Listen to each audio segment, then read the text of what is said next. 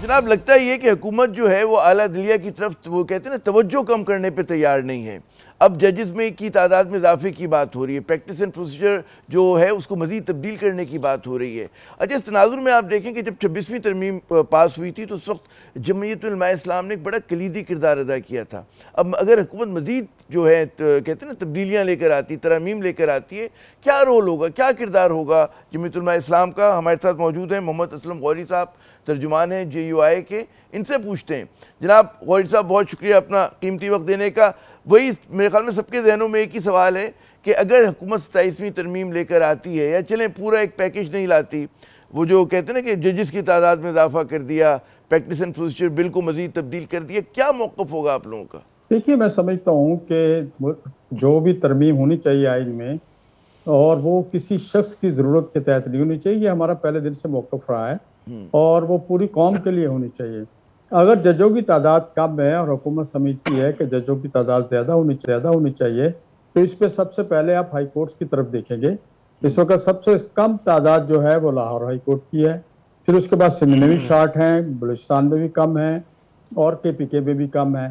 तो अगर पहले वहीं पे केस जाता है, अगर अवाम को रिलीफ देना चाहते हैं तो पहले हाई कोर्ट के पूरे करें, फिर मरकज के पूरे कर लें। अगर वहाँ शार्ट आप महसूस करते हैं, तो मैं समझता हूँ इस पे डिपेंड करते हैं नीयत पे कि आपकी नीयत क्या है।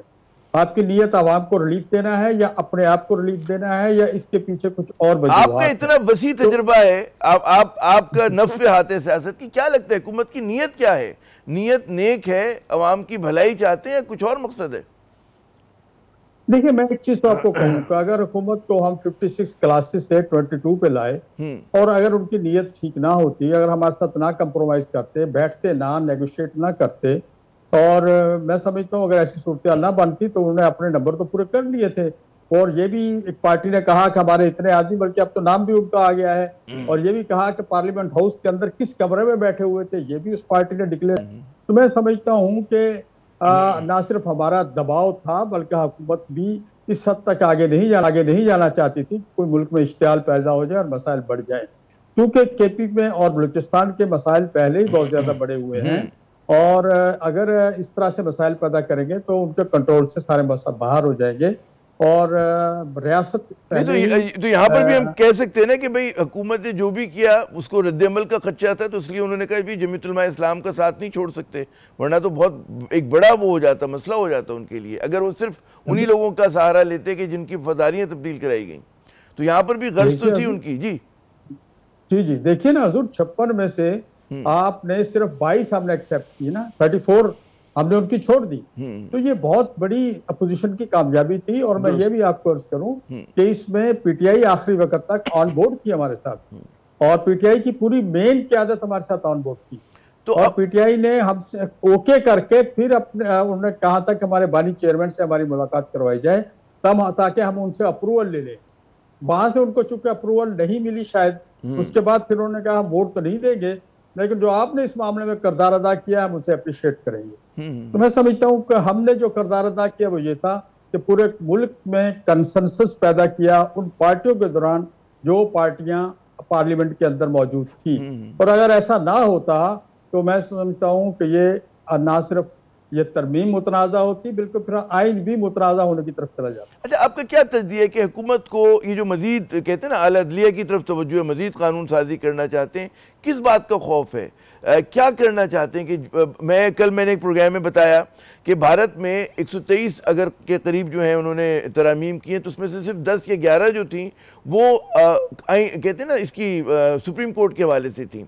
हमारे यहाँ जितनी तरामीम हुई हैं उसका 56%, 56% जो है 23 में से जो भी तरामीम की गई हैं, 13 जो है वो अदलिया के हवाले से। तो इतना अदलिया पे जोर क्यों है, और मसला तो फिर भी लोगों का हल नहीं होता? जी देखिए, बात यह है कि वही हमने अर्ज किया था कि 60,000 से ज्यादा केस पेंडिंग पड़े हैं। सितंबर तक की रिपोर्ट के मुताबिक सुप्रीम कोर्ट में लोग की अपीलें पेंडिंग पड़ी हैं, और 175 सिर्फ जो है वो कॉन्स्टिट्यूशनल केस है। तो उसके लिए एक स्पेशल अदालत ना बनाए तो उसको बेंच बना लें। ये PTI के दोस्तों की तजवीज़ थी, जो हमारी और उनकी मुश्तरका तजवीज़ बनी, और फिर इसको हमने गवर्नमेंट से एक्सेप्ट करवाया। मसला ये है कि कल हमने काजी फायज ईसा को और जनाब मंसूर अली शाह साहब को मुतनाज़ा बनाया, चाहे उसमें कोई भी हो, हुकूमत भी शामिल थी, अपोजिशन के लोग भी शामिल थे। उन दोनों को मैं समझता हूँ, उन दोनों के दरमियान में हमने खलीज पैदा कर दी और एक ऐसा माहौल बना दिया कि एक हुकूमत चाह रही थी कि मंसूर अली शाह साहब ना आए और काजी साहब रह जाएं और पीटीआई चाहती थी काजी साहब फौरन चले जाएं। इस सूरत हाल में हमने सुप्रीम कोर्ट को मुतनाज़ा बना दिया और अवाम की नजरों में आपकी सबके आला अदलिया जो है वो मुतनाज़ा होगी। अब भी फिर हम ये कहेंगे कि अगर जी हम मुतमईन नहीं है या अफरीदी साहब से, वो के पीटीआई ने भी उस पर एतमाद किया है, हुकूमत तो लाई ही हुकूमत है उसको, जबकि जेयूआई का मौक़िफ़ ये था कि सैयद मंसूर अली शाह साहब होने चाहिए और हमारे साथ इस सिलसिले में बराबर साहब और दूसरे लोगों ने हमें यकीन दहानी भी कराई थी। लेकिन तो आ गए तो पीटीआई ने भी वेलकम किया, ये हुकूमत खुद लाई है। तो मैं समझता हूँ उसके बाद इस तरह कुछ करना मुनासिब नहीं है। इनको चलने दिया जाए, सुप्रीम कोर्ट को चलने दिया जाए, 2-3 माह चले, अपना काम आपको करके दिखाएं और बार बार टांग ना अड़ाई जाए उनके। तो आपकी तरफ से, जमीयत उलमा इस्लाम की तरफ से मशवरा ये कि जल्दबाजी से मजीद तरमीम ना लाई जाए, ये मैं इसके लुब्बे लुबाब हूं। देखिए, अगर तरमीम कोई कौम के जरूरी है, वतन के लिए जरूरी है, अवाम के लिए जरूरी है, तो चूंकि इसका पार्लियामेंट का काम ही अपना आईनी इस्लाहात करना है, आइन में तरमीम लाना है, वो तो हम रोक नहीं सकते। लेकिन उसका फायदा अगर किसी शख्स को पहुंचता है, किसी अदारे को पहुंचता है, किसी हुकूमत को पहुंचता है, मैं समझता हूँ वो मुनासिब नहीं। लेकिन अभी तो हम जो सुन रहे हैं कि जी जुम्मे को लेकर आएंगे, ये दोबारा से पेश करेंगे, तो क्या मौक़िफ़ होगा जमीयत उलमा इस्लाम का? और उसमें क्या आपको इस बात का यकीन है कि आपके तमाम मेंबरान जो है वो पार्टी डिसिप्लिन में रहेंगे? क्योंकि खदशा तो हर पार्टी को है, अब इन्होंने तब्दील कर दिया, वफादारी जो तब्दील करने वाला मामला था, तो वो लोग वोट तो डाल सकेंगे, काउंट भी होगा वो वोट। जी देखें, आज तक की तारीख में ऐसा कभी हुआ तो नहीं कि जेयूआई का कोई कैंडिडेट पार्टी पॉलिसी के खिलाफ कोई भी रुकन पार्लियामेंट जो है पार्टी पॉलिसी के खिलाफ उसने कुछ डिसीजन लिया हो। आज तक हुआ नहीं, अफवाहें तो पहले उठती रही है, लेकिन आने वाले वक्त का ना मैं कुछ कह सकता हूँ ना आप कह सकते हैं। दूसरी रह गया बात तरमीम की बात रहेगी, तो तरमीम आएगी तो देखेंगे उसमें है क्या। जब उसको देखेंगे तो इंशाल्लाह उसके बारे में बेहतर फैसला करेंगे, कौमी और अवामी मुफाद को मद्देनजर रख के फैसले। तो आपके ख्याल में मजीद इस तरह की जब खबरें आती हैं कि जी तरमीम आ रही है, मजीद आला अदलिया के मामलात में इंटरफेरेंस हो रहा है, तो उससे मजीद तलखियाँ महाजराई बढ़ रही है? हुकूमत मतलब है कि जो उसकी पॉलिसीज़ हैं उससे लग ये रहा है। मेरा ख्याल हुकूमत खुद चैन से बैठना नहीं चाहती, थोड़ा सा उससे सुकून मिलता है तो वो कोई दूसरे इशू को छेड़ लेते हैं।